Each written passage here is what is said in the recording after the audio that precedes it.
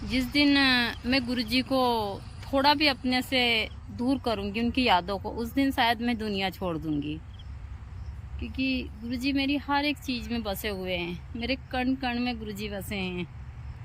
इसलिए सब लोग कहते हैं कि अरे ज़िंदगी में आगे बढ़ो, सारी चीज़ें, मैं आगे बढ़ रही हूँ, लेकिन गुरुजी की यादों के साथ ही मैं आगे बढ़ सकती हूँ, ऐसे ही आगे नहीं बढ़ सकती मैं। तो यही मेरी ज़िंदगी है, और जो भी कुछ हो रहा है सेहत के साथ में वो इसी हिसाब से हो रहा है कि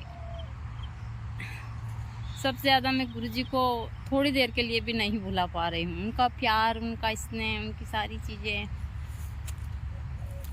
सारी हालत इसी हिसाब से मेरी ख़राब होती। चाहे मैं साधक हूँ, लेकिन मैं एक इंसान हूँ, और मैं वह इंसान हूँ जिस इंसान से मैं बेइंतहा प्यार करती थी, बेइंतहा, अपने आप से भी ज़्यादा। वही इंसान आज मेरे पास नहीं है।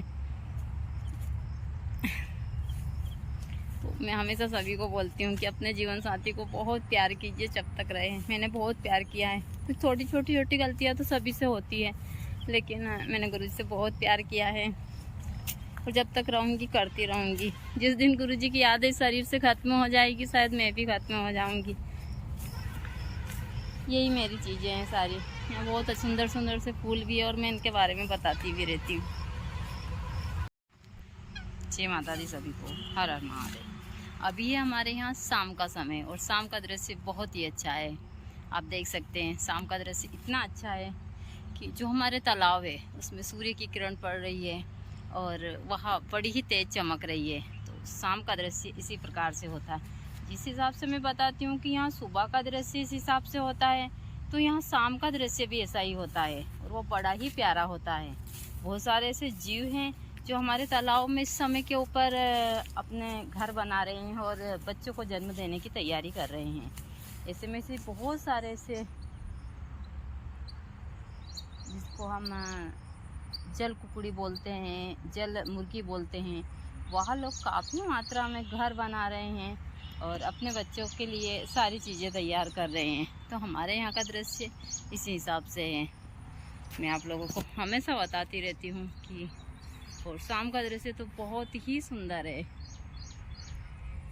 अभी मेरी ऐसे चल रही है हालत ख़राब, मुझे टाइफाइड हुआ, डबल टाइफाइड हुआ है, खून 4-5 पाइन बचा है, जो प्लेटिनिया होते हैं वो सब कुछ गिर चुके हैं, सारी चीज़ें ख़राब है। लेकिन मैं प्रकृति के बीच हूँ, और ईश्वर की कृपा है कि मैं एकदम स्वस्थ हूँ उस हिसाब से। लेकिन डॉक्टर के हिसाब से मैं एक ऐसी मरीज हूँ कि मुझे अब इस समय के ऊपर आईसीयू में होना था, लेकिन मैं आप लोग मुझे देख रहे हैं, मैं किस हिसाब से मेरी सारी चीज़ें चल रही है। तो यही फ़ायदा है प्रकृति के बीच रहने का। हाँ, थोड़ी सी मुझे कमज़ोरी है, क्योंकि 4-5 दिन से बुखार रख रही है, और उसी के कारण थोड़ी सी तबीयत इस हिसाब से हो रही है।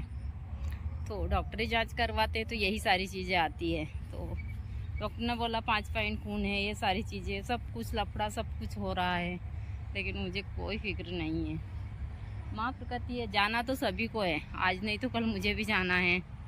मैं मरने से बिल्कुल नहीं डरती हूँ। हाँ, कुछ जिम्मेदारियाँ पूरी हो जाए, उसके बाद कोई मतलब नहीं है, यहाँ रहें ना रहें। तो यही सारी चीज़ें हैं जो मेरी चल रही है अभी।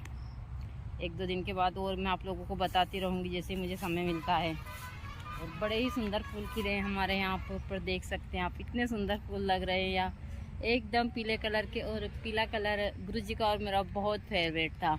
कम से कम मेरे पास में 10 से 15 साड़ी पीले कलर की थी। जब गुरुजी थे, हर दूसरे दिन मैं पीले कलर की साड़ी पहनती थी, क्योंकि मेरा सबसे फेवरेट कलर है पीला, सबसे ज़्यादा। पीला है, वाइट है।